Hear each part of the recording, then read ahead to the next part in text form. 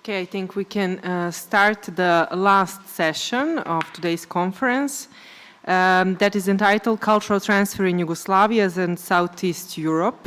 So basically the session will focus on the 20th century interwar Yugoslavia and socialist Yugoslavia, and we have three presentations in this session, starting with Dr. Stanislav Sretenovic from the Institute for Contemporary History from Belgrade, and I will read his bio. Dr. Stanislav Sretenovic is Principal Research Fellow at the Institute for Contemporary History in Belgrade. He received his MA from the University of Nancy and his PhD from the European University Institute in Florence in 2006. His research focuses on the relations between France, Italy, and the Kingdom of Serbs, Croats, and Slovenians, Yugoslavia, in the political, military, economic, and cultural fields. In 2019, he was awarded with the French National Order of Merit by the President of France. Among his numerous academic publications, I would mention the monograph Francuska i Kraljevina Srba, Hrvata i Slovenaca, published in Belgrade in 2008, and co-authored book Francuska ambasada u Beogradu, published in Paris in 2013. The title of his presentation is French Cultural Transfer and the Kingdom of Yugoslavia. Dr. Sretenovic, you may start. Thank you. Thank you very much. Thank you very much. Dear colleagues, I will present the case study that I have been working on for the last 20 years since my PhD at the European University Institute in Florence, and that I have been dealing with in my courses on culture transfer since 2019 at the Faculty of Political Science in Belgrade. So here, in this work, I will use the term culture transfer. Let me remind you that this term is introduced in historical and social sciences by historians, the Frenchman Michel Espagne and the German Michael Werner in the 1990s. So in this work, I will use the term culture transfer for historical processes in the past that had different names and that at that time, such as cultural influence or cultural accommodation. I use this term to underline the circulation and appropriation of symbols, values, and material production from one culture to another, regardless the changing political relations in Europe in the period between the two world wars. However, this term is inseparable from the term culture action, a foreign cultural policy, or cultural diplomacy, or cultural propaganda that refers to the organized activity of one state to spread its culture abroad in the long-term perspective, and that includes institutions, personnel, and finance. Thus, culture action reinforces culture transfer, and this is my position today in this speech. Unlike the Franco-German case analyzed by Espagne and Werner, in the Franco-Serbian and South Slav case, relations including culture are disproportional. After the war, France was a great victorious power, and the new kingdom of Serbs, Croats, and Slovenes was a small, fragile country, constantly in search of stability in internal and external policy. Thus, there was no or very little sympathy in their relations. Thus, there was no or very little symmetry in their relations, and the cultural transfer went almost exclusively from France to the Serbs and South Slavs. Besides this asymmetry, other notable factors included the geographical distance between the two countries, their economic disproportion, and cultural differences. The French political culture of Jacobinism, secularism, and republicanism was very different from Serbia's traditional monarchism and Orthodox faith. Moreover, France was almost unknown among the Croats and Slovenes, both of which had spent centuries under Habsburg rule. So, at that time, the stakeholders of culture action had to invest a lot of knowledge and energy to change these structural factors. After the war, the French cultural transfer rested on the existence of a Serbian elite educated in France from 1840s,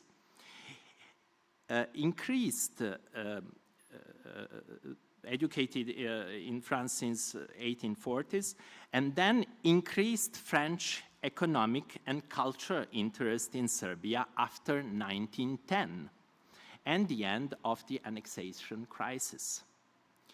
Then, on the estimations of some contemporaries, exaggerated, I think, in 1914, that Serbia was, I quote, the most Francophile country in the world at that time. And above all, on the Franco-Serbian brotherhood in arms and the formation of future Serbian intellectual, administrative, and technical and medical elite in France during the World War I. In fact, from the beginning of 20th century, the French cultural transfer was strongly present in Serbian poetry and literary criticism, a little bit less in novels and drama. Translating works of French literature into Serbian was also an important example of cultural transfer. And there was always a third factor in these questions.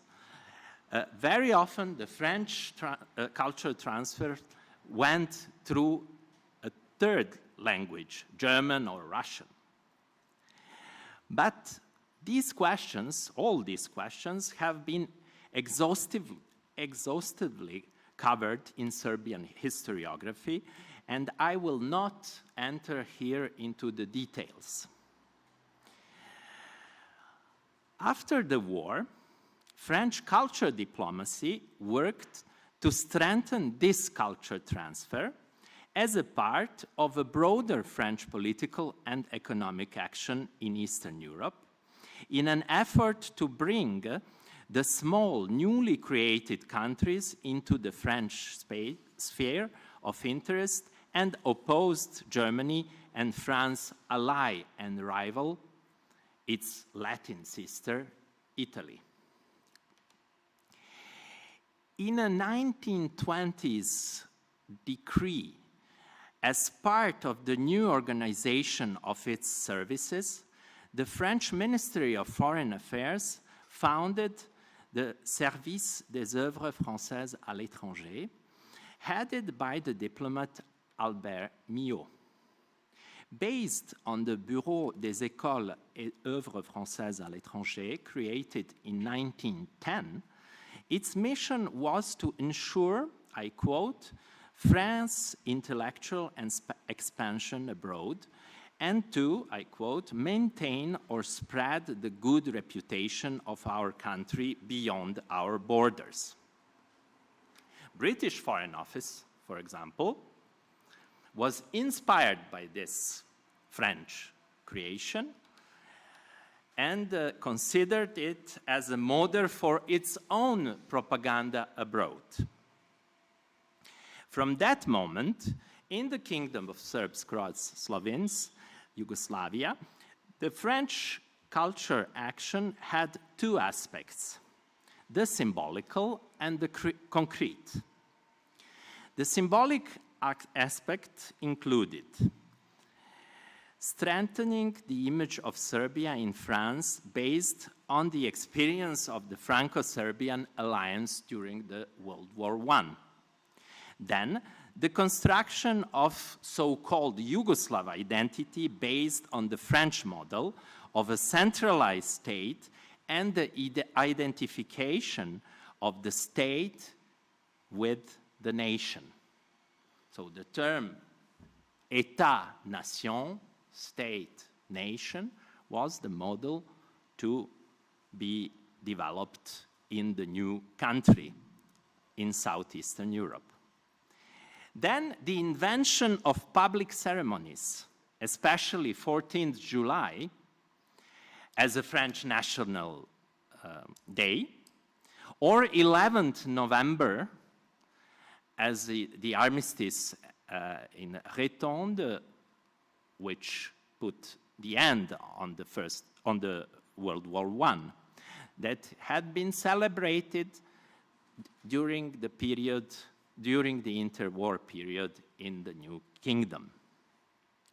And then the production of monuments, such as the Monument of Gratitude to France in Kalemegdan Park in Belgrade in 1930, or the new building of the French legation in Belgrade in 1935, full of very important symbols calling the French past and the French importance in European history that you can see today. Even if you look at the facade of the embassy, you can see all those messages, symbolic messages, making reference to Jeanne d'Arc, to Louis XIV, to the French Revolution, etc. The other question is who could read it and who could understand it in the interwar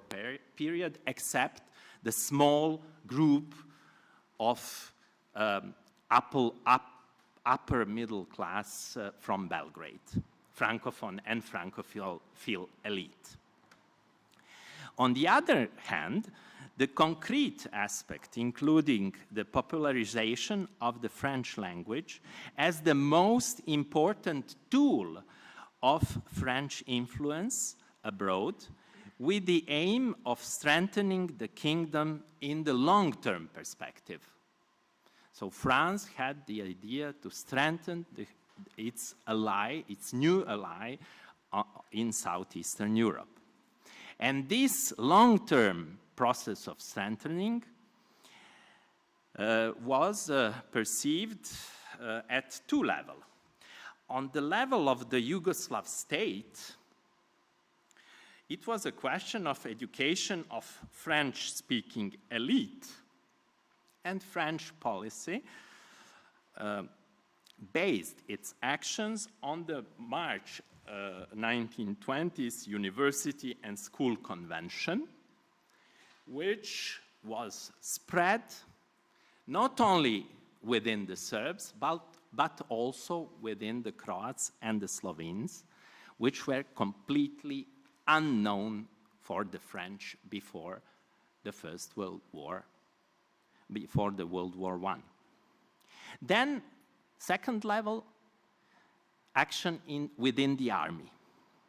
Army was perceived as a solid basis of a new state, like a dynasty, and especially among former Austro-Hungarian officers, French culture action was very developed. And then, at the level of culture action concerning the dynasty. The dynasty of Karađorđević was perceived as the only national dynasty in Southeastern Europe.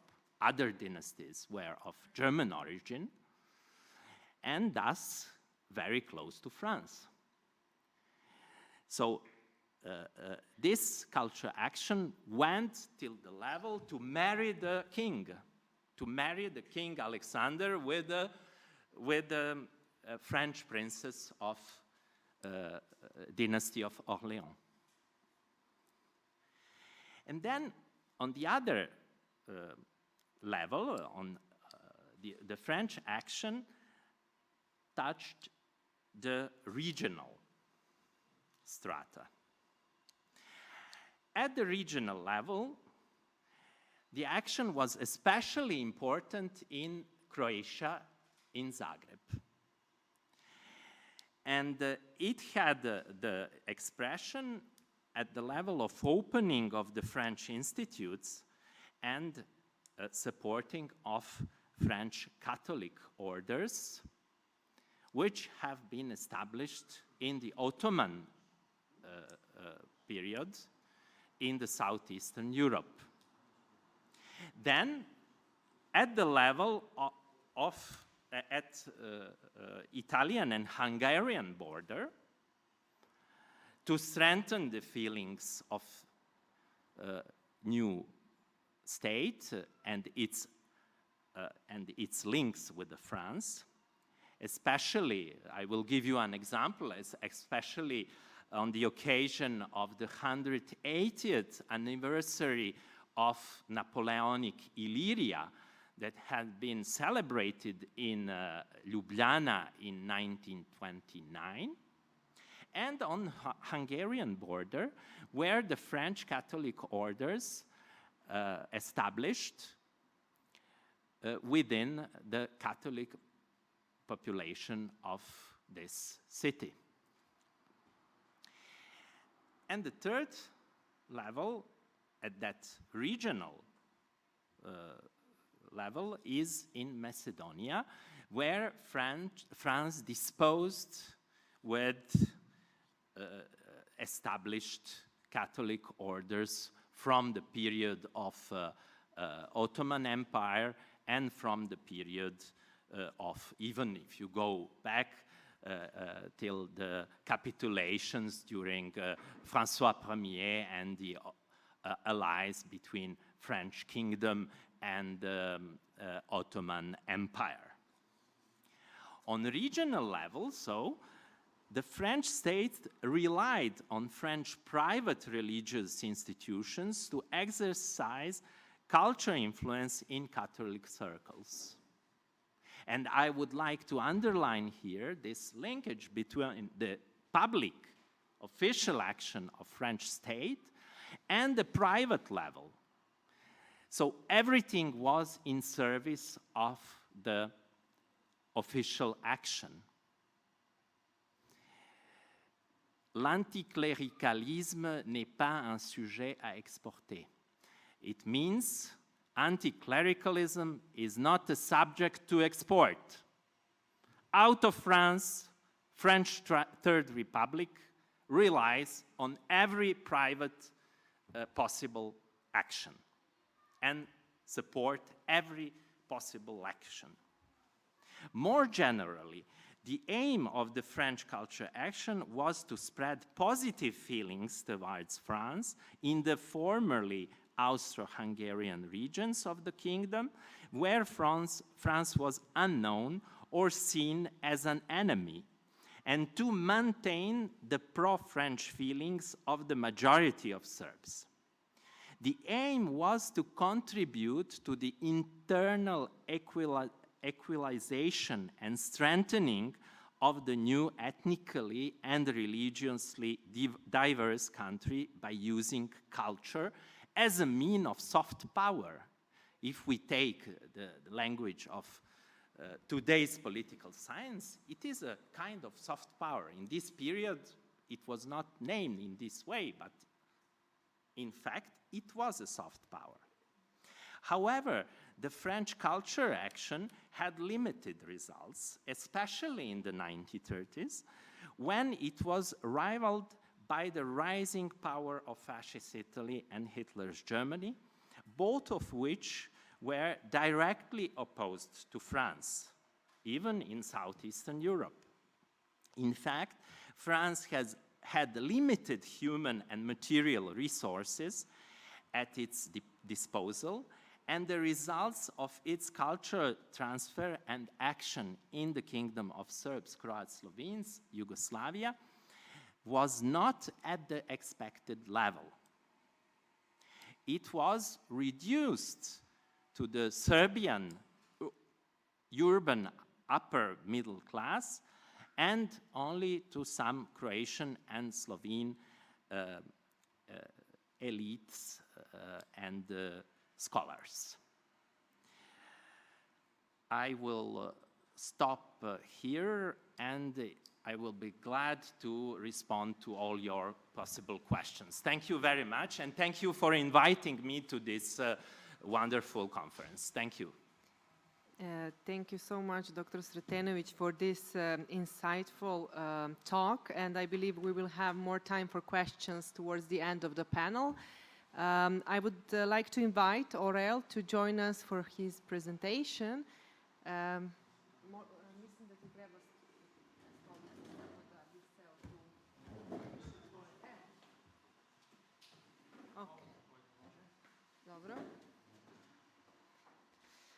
So I would like to briefly introduce our next speaker, Aurel Belenson, who is historian of modern Europe and Eurasia at Yale University, where he is currently writing his doctoral dissertation. He has a background in sociology, linguistics, and cultural studies. His dissertation, Tomorrow Belongs to Me, Coming of Age in the Other Europe from 1890 to 1968, reconstructs the making of the modern young adult. It teases out of significant tension in 20th century history and puts questions on how could young Europeans plan their life in conditions of huge tensions, and how could we then understand youth rebellions and generational conflicts in 1890s, 1968, or today. Through his teaching, he brings his interest in the way people build their lives, participate in history, and make sense of the world to students of various backgrounds. He is also a polyglot, speaking a range of Indo-European, Near Eastern, and Turkic languages. Aurel will talk about adolescence in Eastern and Southeastern Europe, social reality, or a culturally transferred anxiety. You may start. Thank you. Thank you. So my talk today is going to start with adolescence and go back and go then onward to young adulthood. And the idea that adolescence was either discovered or invented is central to the historiography of youth, of age relations, and of many other disciplines, because it has a very deep influence eventually on a range of practical things today. So had adolescence not been discovered / invented, for example, people who are considered adolescents would have received worse medical care, worse psychiatric care. They would have had completely different legal situations. So it's one of the cases in which cultural transfer, cultural history, or the invention of cultural concepts have very real consequences on social history and so forth, which is the angle through which I am writing my dissertation, and that will dictate my presentation today. And I would like to start with, one second. Okay. I would like to start with, and my presentations are always mostly book covers, so there is nothing to read too much.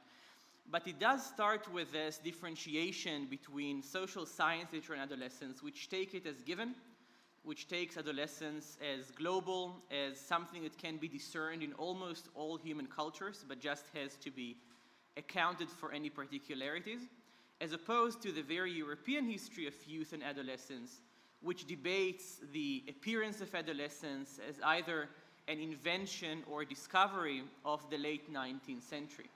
And for us, this is some kind of a problem of historicity, whether, and one of great importance, of whether eventually adolescence was something that we had to bring from outside, something that really exists as a social fact across human societies, European, not European, literate, illiterate, those that came into contact with Europeans or not, or whether it's something that these societies invented that that was later imported or transferred culturally to other societies.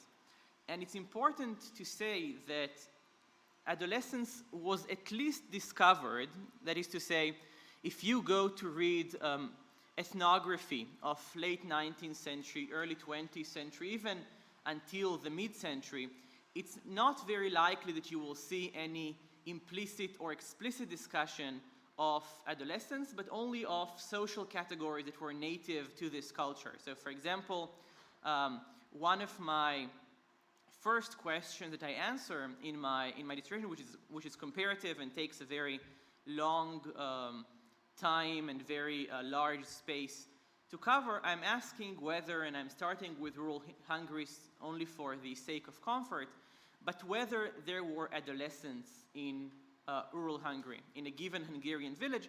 And the answer, if you want to follow those who wrote on the village, is no. There were no adolescents, there was no such word, there was no such category, and you can see here in the PowerPoint, I pasted the relevant parts of the table of contents from one of the most famous ethnographies on rural Hungary written in the 1950s, which speaks about children. Then it speaks about, in age group, it has the word adolescence, which is brought in English, but not in the original, and it kind of refers there to age groups, to the group that we might call bachelors. So when you read these ethnographies from the 21st century, well, they kind of seem like they were adolescents. They feel like they were certainly in the age range that we would ascribe to adolescence. They might have had to deal with some of the issues we ascribe to adolescence. But then when you go there, you see that the word did not yet exist, and most importantly, the most important features of adolescence that we ascribe to European modernity is the multiplicity of choices that one has to make in adolescence. You have to choose who you want to become, which is not a given in 21st century Western societies. Not what you want. I mean, you need to decide what you want to be when you grow up, morally, personally, vocationally, in terms of your profession, and who you want to be when you grow up, in terms of who you want to be with when you grow up. And we see, and this is the starting point of my research, is that the broad adolescence that each and every person goes through, that has to do with multiple choices, that has to do with an age of self-shaping, is something we, in many cases, invented. And this is important because in many cases, we will see how almost everything about 20th century crisis of society start with things that we did in society that then we call adolescence, that then feed us today. And the main thing then that I would like to say about were there adolescents in rural Hungary or not is that there were so many ways to be a young person in rural society, Serbian society too, Bulgarian, every society. There were socially conditioned ways depending on what your parents did. That there were young persons, they always followed their parents or almost always followed their parents. They had a much longer period of becoming, but one almost always devoid of choices, except perhaps the big one, which is marriage. And then the discovery of adolescence came at a time in which this was no longer the case. So if for the most of the 19th century and before, young children always grew to be the same kind of adults as their parents were if they could, and I'm not speaking here about the cases in which something horrible happens to the family. Let's say a father dies prematurely, a very bad drought happens, and now the fields are not usable, so there is nothing to inherit. I'm speaking about normal cases, so people are supposed to become their children. And then when we recontextualize the discovery of adolescence within social change, we see how we came up with the word right when social barriers began to dissipate, in Europe at least. And first of all, of course, in Western Europe, and then in Eastern Europe. And we see here something that was, I think, very common in the other presentations today, is that to Southeastern Europe, we brought the discourse of adolescence way before we brought the social reality of adolescence. We see how this Planirana Elita and other people who went to study in the West, people who were either then just sitting in Belgrade-based cafes, or whether they were Belgrade's first doctors of various specialties, or whether they were government ministers, or whether they were just academicians. These people came there from Europe, and I say here came rather metaphorically. They could either just read things that they imported from Europe, and they began to organize along cultural concepts which existed and organizational models which existed in Western Europe, even if the social reality did not yet exist in their home country. And I speak here, for example, what you see here in the left photo, and one of the only photos I have, is the Legénység, which is a Hungarian word meaning something like a bachelor's guild, or a group of young men, usually young men, sometimes also women, who then, as eligible bachelors, once they become of usually the age 15, they are no longer in any form of school, but they are not yet in military service, and they gain some kind of social control over their peers. For example, they organize parties for all the eligible bachelors. They are in charge that, if someone comes from outside the village and wants to marry someone from the village, they are supposed to hit him and beat him and make sure that he goes away. So this is, for example, a classical depiction of institutional transfer, since this comes from German lands, medieval German lands with settlers, goes into Hungary, Transylvania, stops in the gates of Southeastern Europe. However, when we see things like the Serbian United Youth of 1847, 1848, 1849, this is a classical example of how Serbia manifestly imported the Burschenschaft from Germany, the student societies from Germany.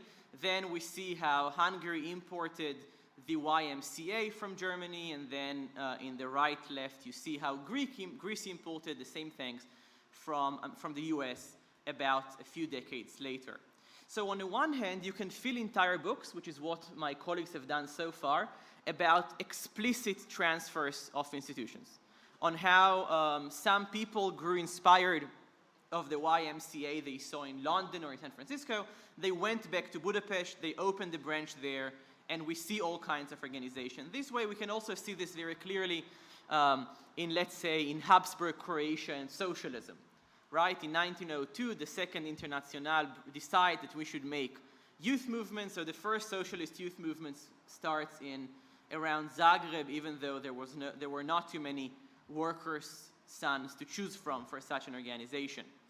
However, while most of my colleagues have dedicated their efforts to studying these kind of cases of explicit cultural transfer of institutions moving from one place to another, or much later, I would say, about the miscommunications that happen when you culturally transfer. These photos are from the 1968 Youth World Festival in Sofia. So many research has been done on the miscommunications of Norwegian Maoists meet Albanian Maoists and Yugoslav Leninists and Moscow Leninists, and how they all thought they were speaking about the same thing, but they discovered then, by the time that American youth have discovered Lenin, the Soviet youth were tired of Lenin. So again, so much of the work that was done in the level of words and ideas. But what I want to say, and this is where my research is focused, is that cultural transfer never finds roots in foreign societies unless it has the social basis to cling upon. And for example, one of my favorite examples is Le Rouge et le Noir by Stendhal, which was written in the 1830s, a novel whose author himself said, "No one will like the novel while I'm still alive, try around 1935. He was not very wrong. The first translations of the novel to European languages start around 1900. And you can ask, well, why? Why, for example, did Yugoslavia get its first translation of the novel only in 1955, whereas Hungary got its first translation in 1905. Now, if we clean some things like we heard just a few moments ago, that so much of the Serbian elite just read French, so they did not need necessarily translation, and those who could read Serbian but not French probably found little of use in this. But my main claim is that what changed is not something deep in the psychology of adolescence, even though when it was translated to Hungarian in 1905, Stendhal was then celebrated as this timeless psychological genius, the first author to ever get human psychology. It is because what changed is something very concrete, very social, very much our own decision. Around 1900, we see how states expand education efforts, how so many more children go to school, how so many more children no longer graduate after 4 grades, but they move and go to advanced agricultural school, or they go to even high school, then they go to universities, some of them. We see how many more youth around Europe finally get the chance to choose their own profession. Whether because they have to, because let's say Hungary tried to develop its own wheat business in the 1860s, 70s, before America and Ukraine gave them such a competition they just could not win. So many young people found their parents' decision to be reckless. They left them with this wheat, a field that is worth nothing, and now they have to choose something to do for their lives. And it's only then when we really start to see how these classical Bildungsromans and Nouvelle d'adolescence from France and Germany start to gain root, because the experience of adolescence is no longer, let's say, sexually experimenting, but it's also building your own life in the most literal way possible. It's about being forced and being allowed to choose your own life track, which makes adolescence not only a discovery on the conceptual level or on the level of words, but also on the very concrete social facts level. And then one of the last few things I will say is that, first of all, we do not yet know what was the impact of cultural transfer through, let's call this colonization, with lack of more precise terms, across regimes of cultural transfer, on the societies upon which they were brought. So, for example, the monograph you see on the right treats the colonization of a part of modern-day Ethiopia, not by European forces, but by Egyptians, so by Muslims colonizing an African territory. And we know that they too did not have adolescence. They had life cycles of age groups, as many as 18 of them, that people would go to with their peers. So you would have one role when you were this years old, and then you and your entire birth year would graduate to the next level. But there was no strict adulthood, no strict childhood, definitely no strict adolescence. And we know that these Egyptians broke these cycles.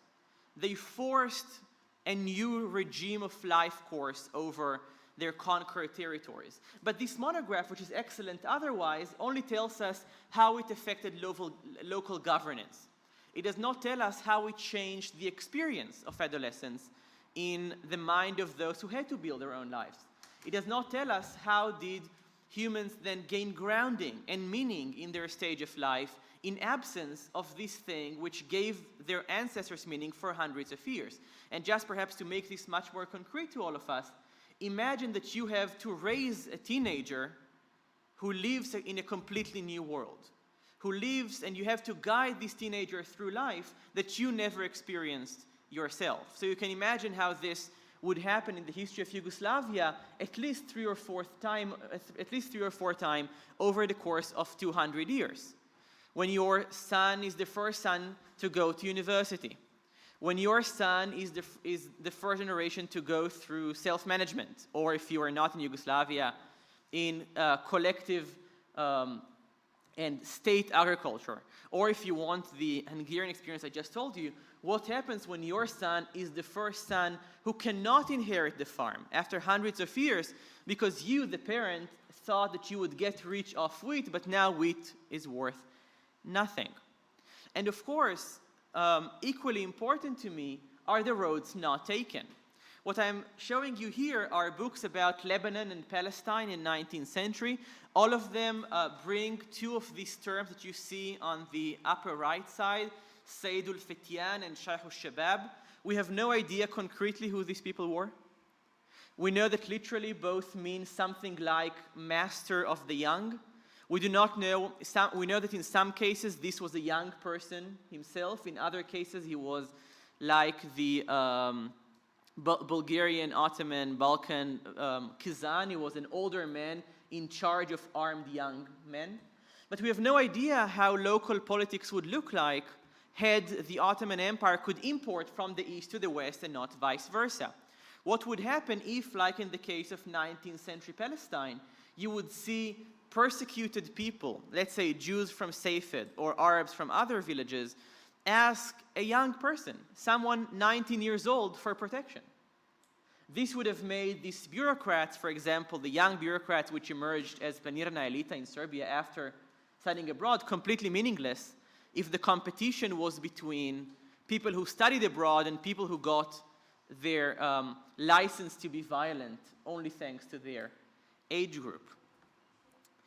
So in other words, what I'm asking us to explore, and this is what I'm exploring in my book, is not ideas and just abstract ideas or organizations. And as you know, organizations from the Hitlerjugend, the various youth organizations of partisans, communists, etc., they bear very different meanings in everyday life depending on society, right? Hitlerjugend was completely successful in recruiting so many Germans in a way that, let's say, various iterations of the Komsomol weren't in, let's say, Soviet Armenia.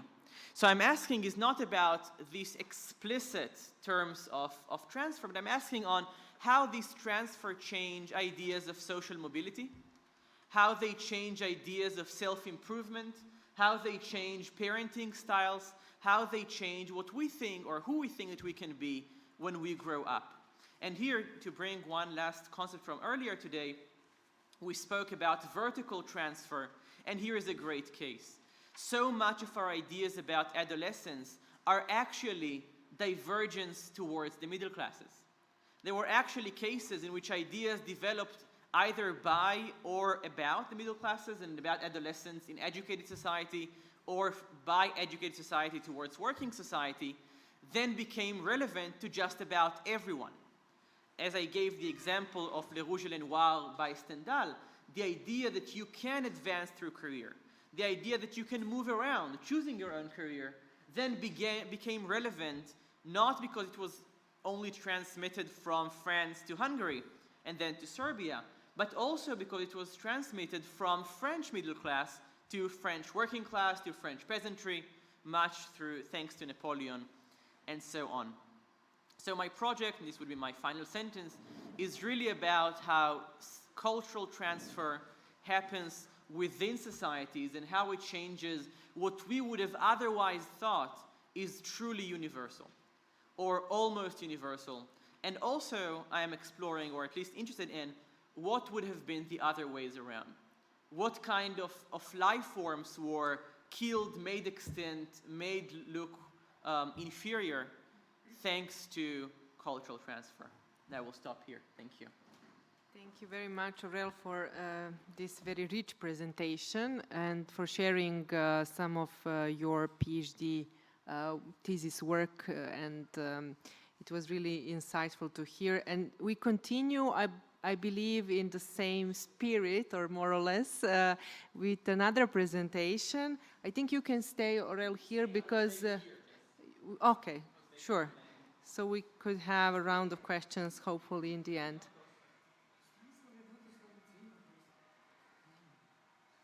So I have a pleasure to announce our next speaker, Dr. Ivana Pantelic, who is historian employed at the Institute for Contemporary History in Belgrade. She defended her PhD thesis entitled Jovanka Broz in Serbian Public from 1958 to 2013 at the Department of History at the University of Belgrade. Her MA thesis was on social emancipation of female partisans from 1945 to 1953 and was defended at the Department of Social and Cultural Anthropology, Faculty of Philology, University of Belgrade. She has written on political rights of women and on history of female emancipation and history of feminism in Yugoslavia. Ivana will talk today about some considerations on cultural transfer to socialist Yugoslavia. Thank you, Sashka. Thank you all for staying until the end of this such beautiful day outside. I think presentation, can you just play? Okay, I'll start. As Sashka mentioned, okay, that's it, perfect. I will talk about some aspects of the westernization in the socialist Yugoslavia and try to mark some of those. In this presentation, I also try to define certain fields of social activity in Yugoslav society where Western influences were remarkably present. Apart from popular culture and consumer society, which are on our primary associations with the West, the general reform of the educational system at the end of the 50s, study visits of university professors and scientists to Western universities, then socialist architecture, Yugoslav fashion, as well as on the generation of Yugoslav feminists, hold within themselves a remarkable influence on Western cultural model. In this presentation, precisely, I will speak about educational reform, consumer society, as well as the popular culture, and just a bit about fashion. I intentionally left out of my today's presentation Yugoslav feminism because we will have a special lecture about that during the project. Okay. A time span of socialist Yugoslavia represents a special cultural hybrid in all fields of the social activities. Yugoslav society began its formation according to Soviet model, but very soon there was established a new autochthonous social structure model, socialist self-management, which would mark the whole existence of socialist Yugoslavia. Cultural influences from the 1950s become multi-significant and complex, with the results that by the end of the 50s, influence of Western cultural models became evidently present and gradually formed an integral part of the cultural model of socialist Yugoslavia. So this hybrid model was one of the peculiarities that created the distinction between the socialism of Yugoslavia and other countries of the Eastern Bloc. Let's talk about educational reform. Western models took a great part in the large-scale reform of the educational system in 1958. The first steps were made at the beginning of the 50s through UNESCO. Since the mid-50s, experts from Pedagogical Institute of Geneva began visiting Yugoslavia with the aim to help work on the reform of educational system in Yugoslavia. One of the key issues when dealing with the socialist educational reform is the matter of standard and model under which the reform was implemented. Along with a complex but also deficient Yugoslav pedagogical heritage, Yugoslav experts lean on models of those countries which had successfully created a modern system of mandatory education which will in accordance with the most contemporary principles of upbringing and education. Therefore, Yugoslav reform found its models also in educational system of England. Just to see. Is it? Yeah, that's it. I can't see it. Sorry. In England, France, United States of America, Canada, and Sweden. Yugoslav experts were especially impressed by the example of English school reform from the 1944. From the English experience was taken the model of education system for all, not only for members of the highest social classes and wealthy citizens. The sample of French school system was very familiar to Yugoslav socialist pedagogists because of it cultivated ideas of the French Revolution and also advocated for ability of education for the widest level of population. The American model was very convenient exactly because of its federal administration and work on overcoming regional differences and establishing common educational system. The Swedish model was recognized as a socialist because of its significant point made on the education of adults and a permanent education. All these segments of various reforms became a part of the integral Yugoslav school reform from the 1958, which inherited prolonged primary school education and the remarkable degree of integration of all levels of mandatory educational system into a unique school system, and it is most significant heritage has been accomplished according to the French and Swedish school reforms. During the same period, during the 50s, Western influences began to intensify in Yugoslav universities as well. According to reports delivered by the faculties to university for the 1957-58 school year, we can see that on the Yugoslav level, 27.5% of teacher staff took advantage to study trips abroad, while at the University of Belgrade even more, it's about 35%. Most study trips, both on federal level and in the University of Belgrade, were made towards France, Western Germany and Austria. Trips to these countries made 49% of all study trips. Okay, begin. The global influence on Western values characterized an Americanization was briefly defined by Eric Hobsbawm in his monograph Fractured Times, Culture and Society in the 20th Century, saying that, beginning of quotation, the purely local vogue for Western myth was magnified and internationalized by means of the global influence of American popular culture, the most original and creative in the industrial and urban world, and the mass media that carried in it and which the USA dominated, end of quotation. The same process was noticed in the Yugoslav example by the historian Redina Vučetić in her book Coca-Cola Socialism, Americanization of Yugoslav popular culture during the 1960s. The phenomena of Western culture and influences was also successfully presented through the exhibition They Never Had It Better, Modernization of Everyday Life in Socialist Yugoslavia, held in 2014 in the Museum of History, back then Museum of History of Yugoslavia, now Museum of Yugoslavia in Belgrade. One of the characteristics, we can start looking at a picture. Characteristics of Americanization in socialist Yugoslavia was the phenomenon of consumerist societies.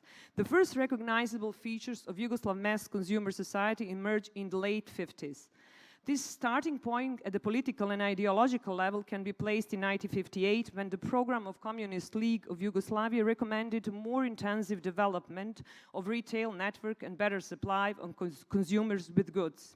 On the symbolical level, it can be placed when the song Mala Devojčica, Little Girl, better known as Tata Kupi mi auto, won at the festival Popular Music Festival in Opatija. The wishes mentioned in the lyrics, bicycle, scooter, doll with a pram, cakes, candy and oranges and window shopping, announced the consumer revolution that took place in the 60s. A way of expansion of the retail network, new products made by a local light industry and alternative forms of payment spread across the country.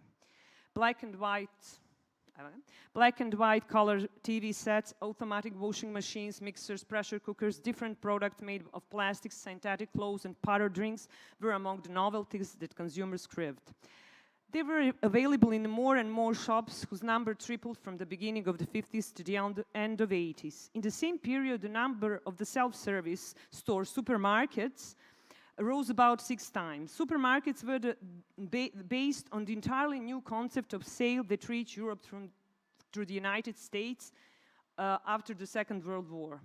The self-service store in Yugoslavia, first self-service store in Yugoslavia was opened in 1956 in Ivanec in northern Croatia, a year later in Zagreb, and then a year later in Belgrade.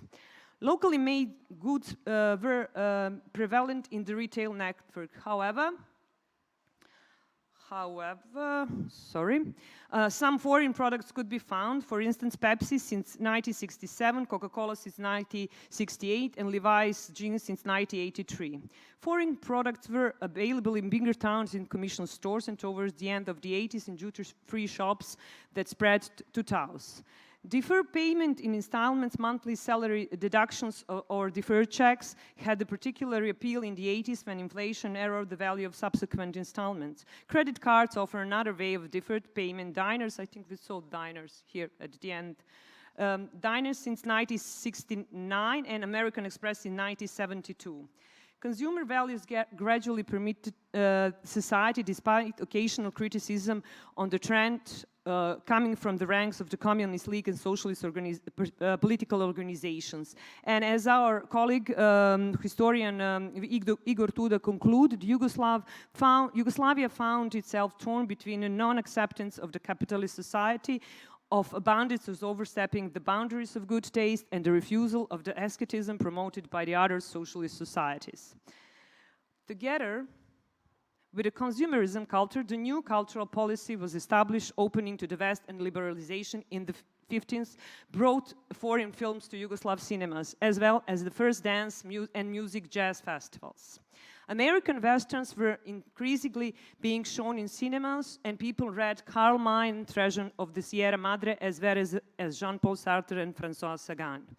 New generations of citizens in Yugoslavia slowly developed new cultural needs, and progress in the domain of culture was evident. In the early 50s, the American film Bathing Beauty, Bal na vodi, attracted to 333,000 visitors in Belgrade alone. That was this amount of people. It was like a 60% of the whole population of Belgrade in that time. And as Radina Vučetić mentioned, never before or after in Yugoslavia, not a single movie has this many viewers and as a Bathing Beauty. A modernist tendencies featured in Yugoslavia presentations abroad, which was Venice Biennale from 50s onwards, and in many foreign exhibitions like contemporary French art shown in 1952 in Belgrade, Zagreb, Ljubljana and Skopje. The big exhibition and a guest visit of the British sculptor Henry Moore in Belgrade, Zagreb and Ljubljana was a first-class event of global importance. The traveling exhibition of contemporary art in the US, showcasing work of art from the New York MoMA Museum, was shown in Belgrade in 1956. The local cultural products also learned recognition abroad. Two prestigious awards went to Yugoslavia in early 60s. In 1961, Ivo Andrić was awarded the Nobel Prize for Literature, while Dušan Vukotić won an Academy Award in 1962 for his animated film Surrogate, the substitute made at the Zagreb School of Animated Film Studio. In the mid-50s, jazz returned to Yugoslav radio stations and soon became an integral part of the cultural life through jazz bands, dancing to jazz and jazz festivals. With the support and funding from US, citizens of Belgrade had the opportunity to listen to live performances of the world's biggest jazz stars, the Glenn Miller Orchestra, Louis Armstrong, Ella Fitzgerald, and Yugoslav jazz musicians went to their first tours to Eastern Europe. The International Jazz Festival in Ljubljana and Split Festival were founded in the beginning of the 60s. However, under the influence of the Italian Music Festival in San Remo, local music festivals were established as early as in the 50s, like one in Zagreb, and since 1968 in Opatija. From 1961 onwards, Yugoslav citizens cheered their representatives at the Eurovision Song Contest, in which Yugoslavia was the first and the only socialist country to participate until 1992. The first precondition for holding big cultural and artist events was renovating old and building new modern museums and galleries, theaters, cinemas and concert and congress hall, which is something that was done a lot in socialist Yugoslavia. The reconstructed National Museum building in Belgrade was opened in 1966, and the same year museum hosted a famous Dutch exhibition of the work of Vincent van Gogh, remembered for a long time as one of the biggest cultural events in the city. To came and to see exhibition was a matter of prestige. People waited in lines. We have those lines. These are from the Tanju Garhaj's original photographies. I don't know if you can see, but there is inscription Van Gogh and the lines queuing to go and see the exhibition. People waited in the lines, and within a little less than 2 months, the exhibition had more than 30,000 visitors. The avant-garde tendencies in theater were also announced by the 1966 visit to Zagreb by the New York avant-garde theater company La Mama, which acquired a cult status. As early as in 1960, oh, this is Van Gogh, sorry, from the inside. Oh, yeah, I forgot about that, yeah. As early as in 1967, the first Belgrade International Theater Festival, BITEF, was held with the aim to present the latest avant-garde trends in theater. It became one of the most important events in Serbian culture in the post-war period. An international film showing the latest films fast earned a cult status among the youngest generations of viewers right from the beginning in 1971. Oh, no, sorry. Do we have, yeah, we have the, I don't know if you can see, it's from the 74, from the grand opening. Here is the mayor, Belgrade mayor, Branko Pešić, and Milutin Čolić, founder and director of the fest, giving a speech, and this is like people who came to the opening, yeah. And some Hollywood stars like Robert De Niro, Jack Nicholson, directors Francis Ford Coppola, Alfred Hitchcock were Belgrade guests during the fest. Student Cultural Center was established after the student demonstrations from the 1868. It quickly became a cult favorite spot of the members of the new wave generation, a place promoting new forms of artistic practice, conceptual and art video. The concerts here had one of the first high points during the 70s and 80s, when the world's biggest rock stars like Tina Turner, Deep Purple, and Rolling Stones included Yugoslavia in their tours. As early as, okay, we will approaching the end. As early as in the 1952, in an atmosphere of relative liberalization, and the official break with coping to the Soviet cultural model, the cover of the fashion magazine Ukus, Taste, was graced with a picture of the female model wearing the evening dress, a hat and white gloves. The Žena Danas magazine was published a crouching pattern of the Chanel suit. The ideal of beauty typical of socialist realism was quickly abandoned. Interviews with the women from the Soviet Union were replaced by the interviews like one with the British model Miss Jan Donny. In the late 70s and through the 80s, high-quality modern clothes appeared in Yugoslavia. Beko purchased a license to manufacture clothes by the British Lee Cooper Corporation, while Vartex got the license for the world-famous manufacturer of jeans American company Levi Strauss. Besides jeans, the people of Yugoslavia grew increasingly fond of English coats. Yugoslav high fashion designers as Aleksandar Joksimović and Mirjana Marić were under the huge influence from the Western fashion design houses, Chanel, Dior, Carden, and Balenciaga. The first international clothing fair was organized in Belgrade. Yugoslav First International Clothing Fair was organized in Belgrade in 1968, and in 1969, Dior, Levine, and Balenciaga were already participating in it. But the only Serbian designer that actively took part in the Western fashion system and directly shaped high fashion in the 60s and 70s was Bernard Klein. He was born in an Orthodox Jewish family in Senta, and he left Kingdom of Yugoslavia at the beginning of the Second World War and stayed in the UK until his death in 2040. He created textiles that popped and introduced something new by reinventing the traditional tweed, but he used the motifs from inspired by his homeland in those textiles, especially by Vojvodina. Here it is, Klein's design tweeds, with designers like Coco Chanel, Yves Saint Laurent, Nina Ricci, Guy Laroche, and Pierre Cardin, and fashion houses like Dior and Balenciaga using his fabrics in the high fashion collections. Klein was directly involved in setting a fashion trend that ruled the second half of the 20th century, and also finding its way to Serbia and to Yugoslavia through tweed suits. As I said, these are just like nuts and bolts about the Western influences in a socialist Yugoslavia. This is the period in which we have a lot of sources, a lot of different sources. It's absolutely opposite of that like there are methodological challenges, but absolutely opposite that one of the Slobodan was talking about the 19th century. But as we can conclude from this presentation, Western influences on Yugoslav society, socialist society were dynamic, multidimensional, and ubiquitous as well. But I would like to conclude this presentation with a quotation of our prominent journalist, and back then in the 80s, punk band leader Branko Rosic, in his paper Painter from Piccadilly. He says, I'm quoting, he said, Vivian Goldman, whom we knew from the pictures with Johnny Rotten, came to Belgrade with the idea of writing about the punk and new wave scene in Yugoslavia.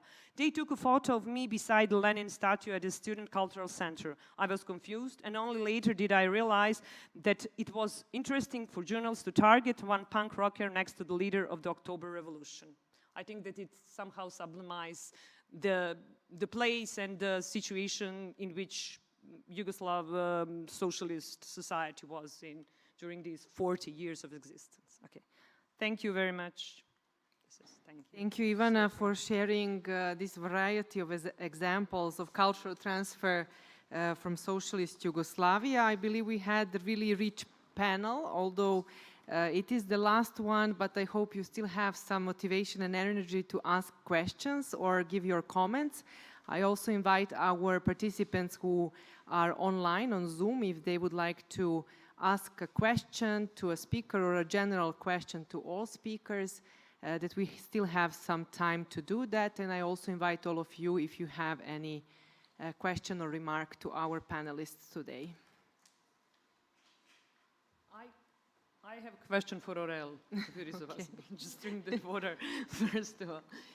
Yeah, I would like to ask you about when you were talking about sources in 19th century especially, and when you were mentioning the youth or the adolescents, and you were talking about the bachelors. You mentioned that there were girls mentioned somehow, but can you just like tell me in which is the like gender analytical category? Well, I mean, you mentioned the United Youth, Serbian United Youth, which was by the influence of Hungary, and it was very, very progressive towards the women's emancipation as well. So I just want to ask you about these like sources.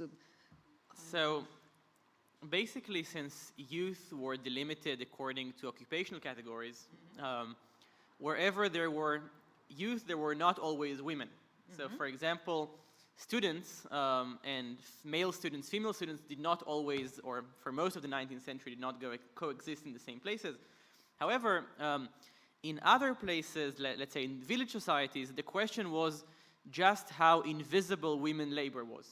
Since if adolescents were training to become adults, and let's say becoming the gazda, becoming the head of the farm was a role, but becoming the gazda asoin, or the wife of the gazda, was not something that you prepare for manifestly or that you don't speak about preparation for, then no, women were excluded. However, we must remember that all of these village level institutions I was mentioning, like the bachelor's guilds, also had festive or ceremonial roles. So sometimes in these categories, women could be part. For example, German-speaking villages also in Hungary appointed not what we would call the first bachelors as the head of the institution, but they would call this the bachelor's court, like court of law. And then you had like 3 governing male bachelors, but you also had some official women bachelors or female bachelors who were in charge of, sorry Ivana, but mostly flower arrangements on Christmas.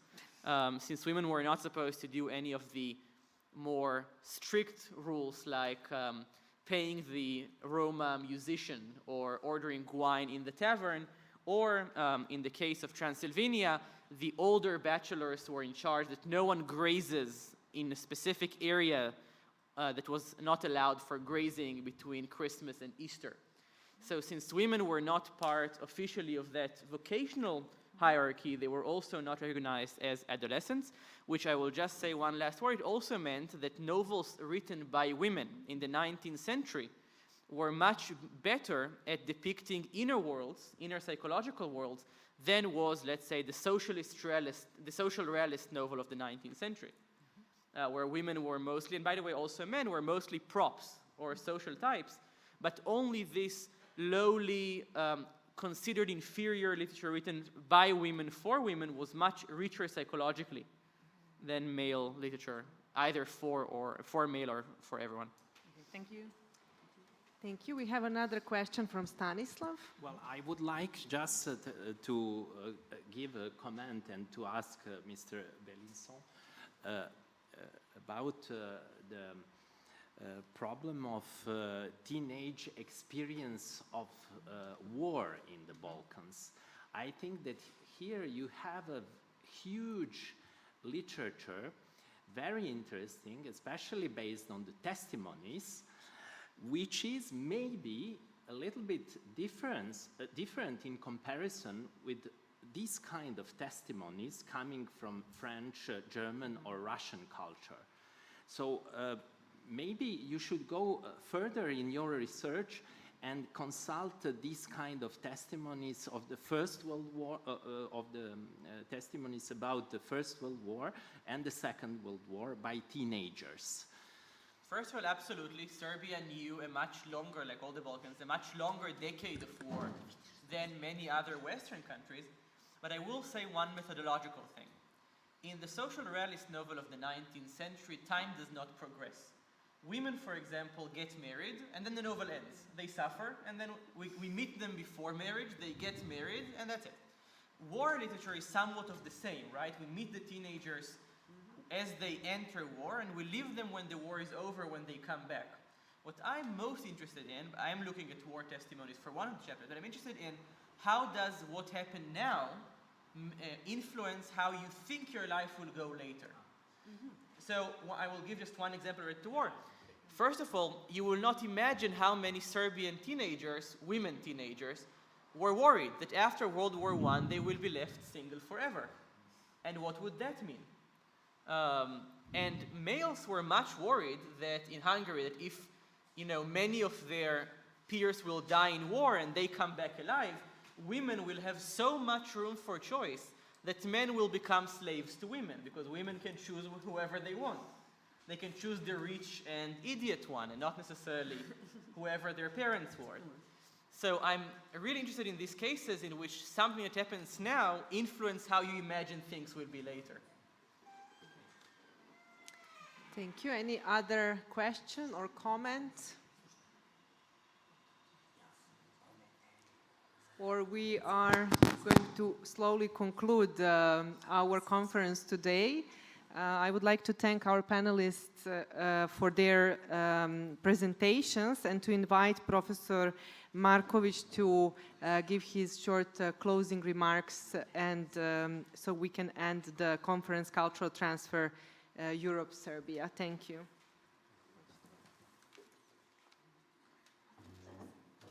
Thank you, Alexandra. I will be very short. First of all, I would like to pass apologies from Professor Grbić from Köln, who experienced problems with technical problems with electricity, and therefore could not join us. However, she has just sent her presentation and you will get it. So we will basically make some metafile of all presentations, and we'll send all of them to you, or we'll send you a link to the site from which you will be able to download that.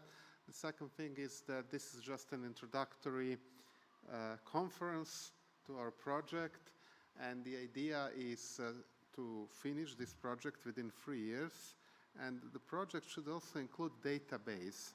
Database should include sources, such as links to various sources. Many books have already been scanned, for instance. There will be links to those books, and they are in open access. We will scan ourselves many articles, photos, illustrations, etc., and they will all be accompanied by small explanations. Those explanations will be searchable. So, for instance, you do fashion, what Ivana just referred to, and then when did the first hat appear in Belgrade? Male hat. And when did the first female hat appear? And when was the first, I don't know, jazz festival, or the first this? These things should become available through that database, and that's something that we plan to work on.